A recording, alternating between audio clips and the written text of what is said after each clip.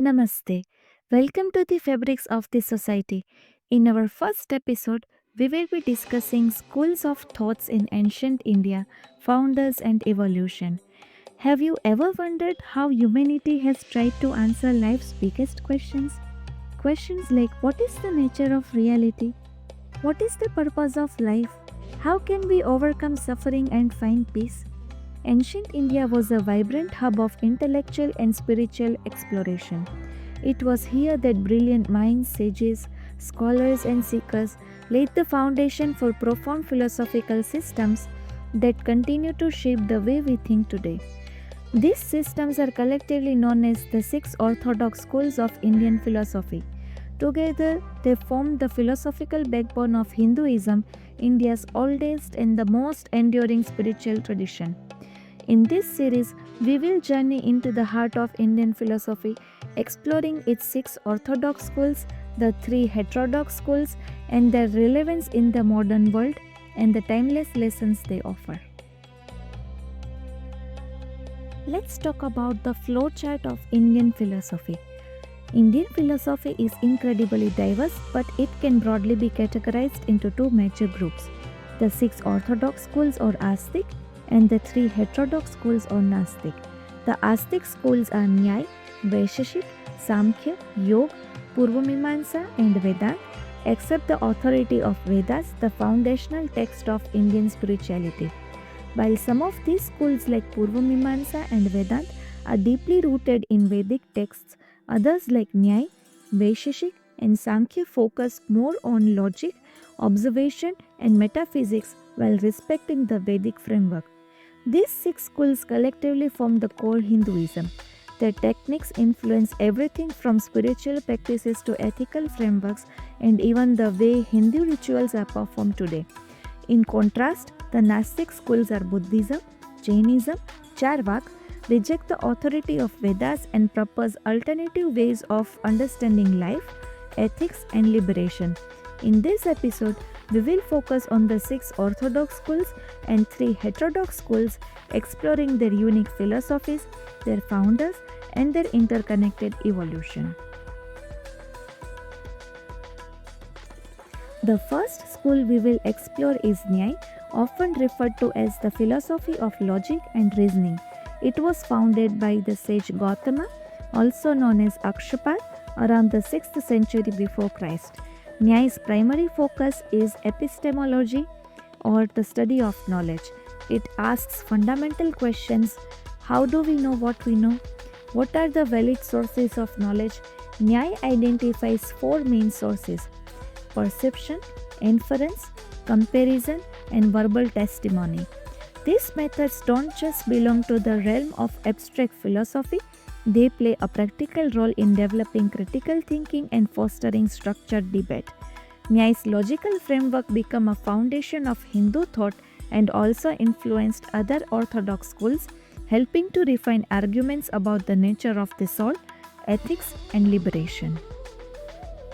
The second one is Vaisheshik, known for atomism, attributed to the sage Kanad. Vaisheshik is often considered the sister school of Nyaya, as both emphasize logic and observation. But while Nyaya focuses on reasoning, Vaisheshik is deeply interested in metaphysics, the nature of reality. Vaisheshik proposes that the universe is composed of indivisible particles called atoms which combine to form the physical world.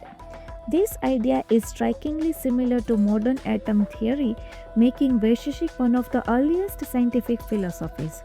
It also categorizes reality into six substances, including time, space, and the self. Vaisheshik provides a detailed framework for understanding the material world, emphasizing harmony between spiritual inquiry and physical observation. These principles were later integrated into Hindu cosmology. The third one is Samkhya, known for dualism. Samkhya, one of the oldest schools of Indian philosophy, is attributed to the sage Kapil. Its name means enumeration as it systematically categorizes the components of reality. Samkhya is a dualistic philosophy describing two eternal realities, Purusha or pure consciousness, and Prakriti, the material world. Purusha is the observer, unchanging and eternal, while Prakriti is dynamic, manifesting as the universe we experience. Liberation or moksha occurs when Purusha realizes its independence from Prakriti. Although Samkhya's teachings are not centered on rituals or Vedas, its ideas form a crucial part of Hinduism by influencing Yoga and Vedanta. Samkhya provides a framework for understanding the relationship between the individual self and the material world. The fourth one is Yoga, known for its practical path. Yoga, as codified by Maharshi Patanjali in the Yoga Sutras, is both a philosophy and a practice. While Samkhya provides the theoretical framework, Yoga offers a practical path to the liberation. Yoga outlines an eightfold path called Ashtanga Yoga, which includes ethical principles, physical postures, breath control, and meditation. Each step is designed to help individuals gain mastery over the body and mind, leading to spiritual enlightenment. Though the yoga is now celebrated worldwide for its physical benefits, its roots are deeply spiritual. It integrates Samkhya's philosophical insight with practical disciplines, making it an integral part of Hindu spiritual practices. The fifth one is Purva Mahamansa, known for rituals and dharma. Purva Mahamansa, founded by the sage Jaimini, is perhaps the most ritual focused of the six schools. Its primary concern is dharma or duty, which it connects to the precise performance of Vedic rituals. Mimamsa teaches that rituals are not just religious acts, they are cosmic duties that maintain the balance of the universe. By performing them with accuracy and devotion, individuals fulfill their responsibility to society, nature, and the divine. Mimamsa's emphasis on dharma shaped Hinduism's ethical framework, ensuring that both personal actions and communal practices align with cosmic principles. It reminds that the actions we take ripple through the world, creating harmony or imbalance. The sixth one is Vedanta, the ultimate reality. Finally, we come to Vedanta, the school that delves into the deepest philosophical questions.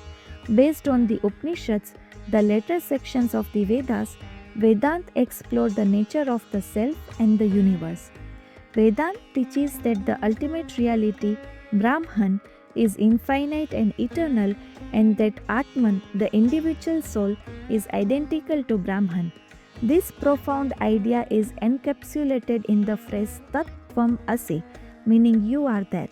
Adi Shankaracharya, one of the greatest Vedantic philosophers, championed the Advaita, also known as non-dualistic interpretation of Vedanta, which emphasizes the unity of all existence.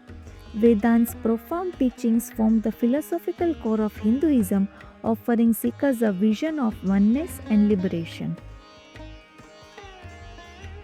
Now that we have explored the six Orthodox schools, let's turn our attention to Heterodox schools, which challenge the authority of Vedas and offer alternative paths to wisdom and liberation.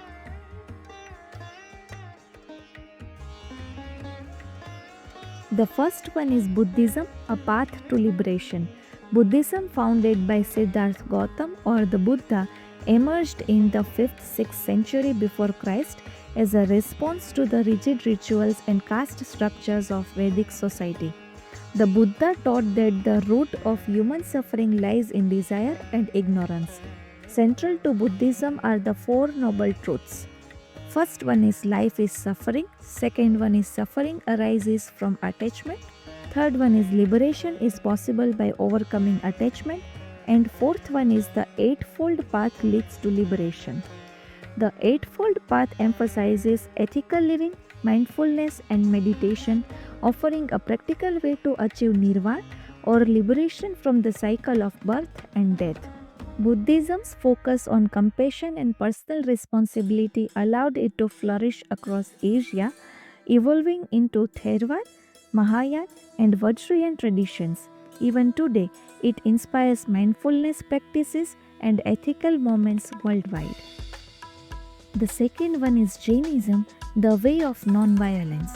Jainism, founded by Mahavir around the same time as Buddhism, is one of the oldest spiritual traditions in India. It places ahimsa or non-violence at the center of its philosophy. Jains believe that every living being, no matter how small, has a soul. Therefore, harming any life form creates negative karma that binds the soul to the cycle of birth and death. Through strict self discipline, meditation, and renunciation, followers of Jainism aim to purify the soul and achieve moksha or liberation. Jainism is also known for its rigorous ethical practices, including vegetarianism and non possessiveness. These principles have inspired figures like Mahatma Gandhi, whose philosophy of non violence shaped India's independence movement. The third one is Charvaka. In sharp contrast to spiritual focus of Buddhism and Jainism, Charvaka or Lokayat is a materialist school that outright rejects the concept of the soul, afterlife, and karma. Charvaka teaches that the only reality is the material world and the purpose of life is to seek happiness in the present moment.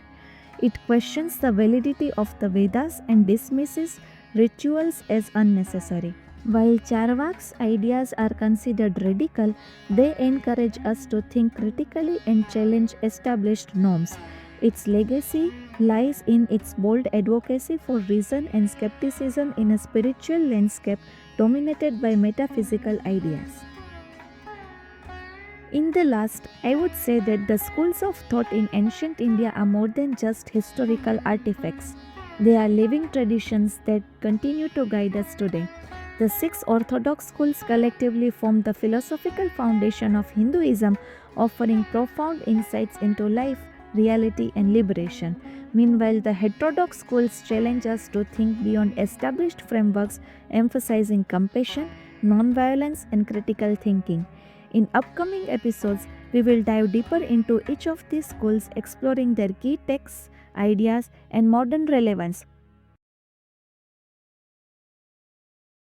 Subscribe to the Fabrics of the Society and join us on this journey to uncover ancient wisdom and how it shapes the fabric of the modern lives. Share your thoughts in the comments. What philosophy resonates most with you? Let's start the conversation. If you like this video, don't forget to hit like and subscribe button. Stay tuned.